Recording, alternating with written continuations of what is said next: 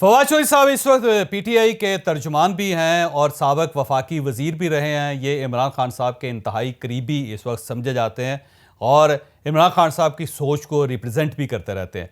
गो इनकी सोच पीटीआई की सोच के साथ मुताबिकत नहीं रखती। ये दरमियान का रास्ता निकालना चाहते हैं और ये चाहते हैं कि पार्लियामेंट में वापसी भी हो और अपोजिशन गवर्नमेंट के साथ बैठ के कोई सियासी मामलात को तय करे। इस तरह पोलराइजेशन से मामलात नहीं चल सकते। ये इनका व्यू भी है, लेकिन इसके बावजूद बड़े कमिटेड हैं पीटीआई के साथ। इस वक्त आम लोगों का ख्याल ये था, बल्कि तजिया निगारों का भी ख्याल ये था कि शायद फवाद चौधरी इमरान खान साहब का साथ छोड़ देंगे, लेकिन वक्त गुजरने के साथ साथ ये बॉन्ड ज़्यादा मजबूत हो रहा है। ये इमरान खान साहब के ज़्यादा करीब से करीब होते चले जा रहे हैं और मेरा ख्याल ये है कि अगर इमरान खान साहब को गिरफ्तार किया गया तो फवाद चौधरी साहब भी इमरान खान साहब के साथ गिरफ्तार भी होंगे और जेल के अंदर भी जाएंगे, ये भागेंगे नहीं। अब फवाद चौधरी साहब ने पिछले दिनों काशिफ भाई साहब के प्रोग्राम में एक फ़िक्रा बोला था जिससे बहुत बड़ा बहरान पैदा हो गया पाकिस्तान में और ख़ासा एहतजाज भी किया जा रहा है और पीपल्स पार्टी और पाकिस्तान मुस्लिम लीग नून के लोग इस पे ट्रोलिंग भी कर रहे हैं फवाद चौधरी साहब की। वो फ़िक्रा क्या था, आप वैसे दोबारा मुलाहिज़ा कर लें। वैसे तो आपने सुन ही लिया होगा, लेकिन एहतियातन आप एक बार फिर दोबारा देख लें इसको। आजम खान क्या कहते हैं? नहीं, वो तो कहते हैं इस तरह, लेकिन इन्होंने भी तो ये कहा कि मुझे समझाने के लिए बाथरूम में ले गए। इन्होंने गाली निकाली थी, बड़ा इन्होंने रिस्क लिया है पठान दे नाल बाथरूम में जान दा।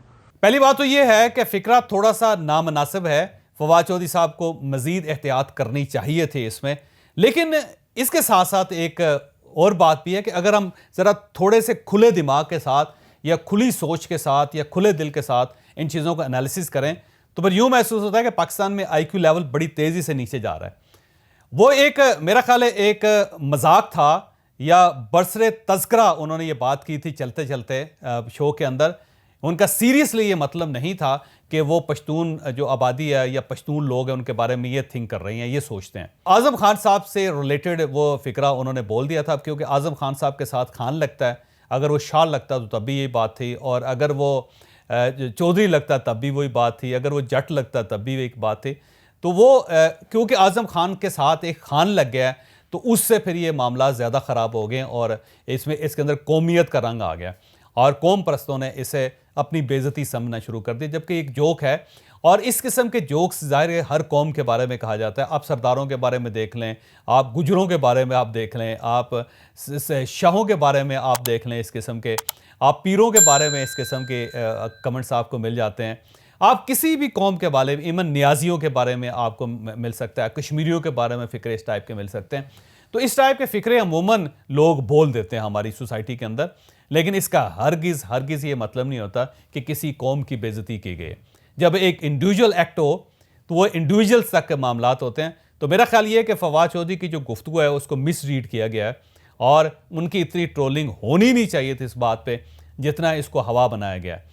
सियासी मामलात हैं, मेरा ख्याल है सियासी मामलात को सियासी मामलात के दायरे में रह के हल करना चाहिए। उन्हें इस तरह कौमियत का रंग नहीं देना चाहिए कि आप इसको पठान और पंजाबी की तफरीक बना दें, आप इसे सिंधी और पंजाबी की तफरीक बना दें, आप इसे एक कौमियत और दूसरी कौमियत की तफरीक बना दें। ये ज़्यादती है। फवाद चौधरी साहब को भी एहतियात करनी चाहिए थे, लेकिन जो इनके साथ सलूक हो रहा है मेरा ख्याल है वो भी जस्टिफाइड नहीं है। इतना ज़्यादा इसको उठा देना इन चीज़ों को, मेरा नहीं ख्याल कि उसकी कोई जस्टिफिकेशन हो सकती है। अगर इन चीज़ों को इस तरह उठाया जा सकता है और इस तरह इसको लेना चाहिए तो फिर तो मेरा ख्याल है पाकिस्तान के हर सियासतदान के मुंह से इस टाइप की बातें निकली हुई हैं। आपको याद होगा कि भुट्टो साहब ने खान अब्दुल क्यूम खान साहब के बारे में क्या कहा था। उन्होंने इसे डबल बैरल खान कहा था, यानी एक ऐसी बंदूक जिसकी दो नालियाँ। और इसका जो मतलब है वो भी अगर इसकी गहराई में जाएंगे तो इतना कोई अच्छा मतलब नहीं निकलता, वो भी बड़ा फोश मतलब निकलता है। लेकिन आप उस दौर के लोगों को देख लें कि उस दौर के लोगों ने इसे पठान और सिंधी का मसला नहीं बनाया था कभी भी। सेम इसी तरह बेनज़ीर भुट्टो ने मियां नवाज शरीफ के बारे में जो कहा था कि ये शेर हैं, तो वो एक बात भी उस वक्त बड़ी वायरल हुई थी, लेकिन उस बात को भी लोगों ने बुरा समझा था, बुरा कहा था, लेकिन किसी ने उसे सिंधी और पंजाबी का इशू नहीं बनाया।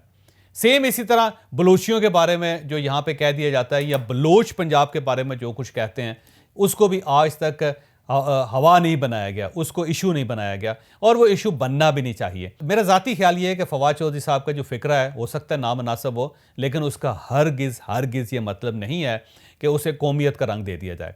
पाकिस्तान में ये बड़ा अलमिया है कि 3 ऐसे कार्ड्स हैं जो हम हर वक्त खेलने के लिए तैयार बैठे होते हैं।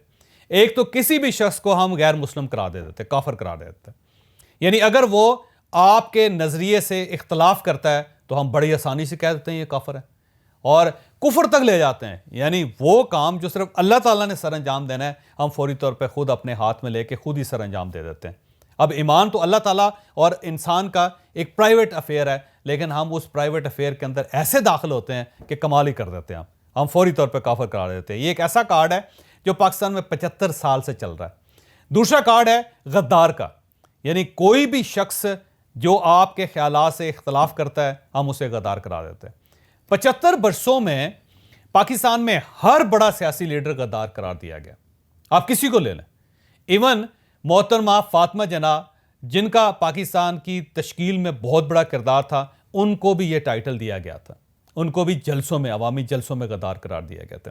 जुल्फ़िकार अली भुट्टो साहब को भी गद्दार करार दिया गया था। मुजीबुर रहमान, उनको भी गद्दार करार दिया गया था। मोहतरमा बेनज़ीर भुट्टो को भी गद्दार करार दिया गया था और इन्हें सिक्योरिटी रिस्क करार दिया गया था। मियां नवाज शरीफ को भी सिक्योरिटी रिस्क और गद्दार करार दिया गया था। पाकिस्तान में किसी भी बड़े लीडर को ले लें जिसने बाद में गवर्नमेंट बनाई और जो गवर्नमेंट का हिस्सा रहे, उन सबको गद्दारी का टाइटल दिया।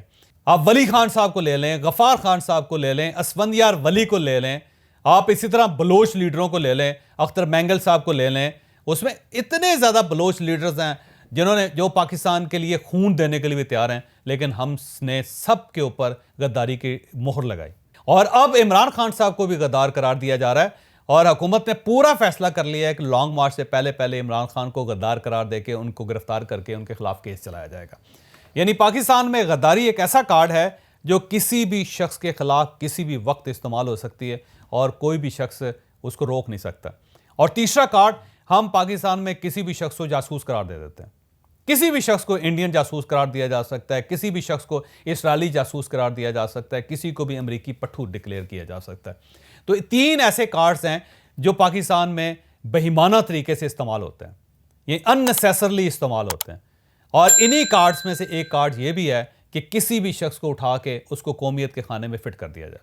ऐसे ये कह दिया जाए कि ये सिंधियों के खिलाफ, ऐसे ये कह दिया जाए कि इसने बलोचों की तौहीन की, ऐसे ये कह दिया जाए कि पंजाबियों की तौहीन हुई, ऐसे ये कह दिया जाए कि सराइकियों की तौहीन हुई, इसके बारे में ये कह दिया जाए कि इन्होंने गिलगित और बल्तिस्तान और कश्मीरियों के खिलाफ बात की। यानी पाकिस्तान में कौमियत का कार्ड इस्तेमाल करना, यह भी मेरा ख्याल है ज़्यादातर सियासी लीडर अपना हक समझते हैं, ये सियासी पार्टीज अपना हक समझती हैं।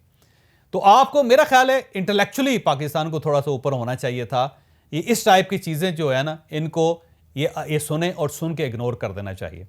इनको अगर आप हवा देते जाएंगे तो फिर पाकिस्तान की सलामती को ख़तरा पेश आ जाएगा। फिर तो हम मज़ीद तकसीम दर तकसीम हो जाएंगे।